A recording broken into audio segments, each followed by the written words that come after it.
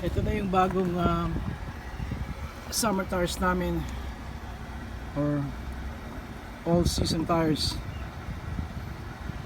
Take note, hindi all weather tires ito ha, all season tires. Evolution ang kanyang brand, ang kanyang make ay Cooper. Right there, Cooper. Ikalawa sa pinakang mura pero magandang sakyan na tires. Mura pero decente.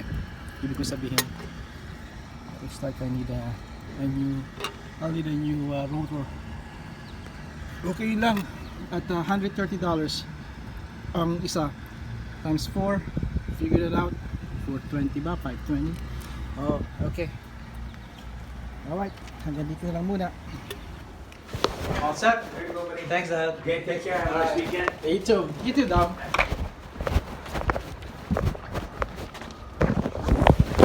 Alright, ito na yung damage.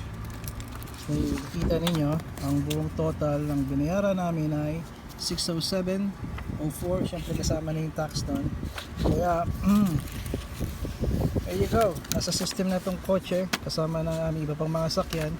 At this place is very nice. Very fair sila at mabuting service. Kaya, alright, Cooper tires, $130. Inuulit ko, that's 1, 2, 3, 4, 5, 520 plus tax. They throw the alignment or balancing.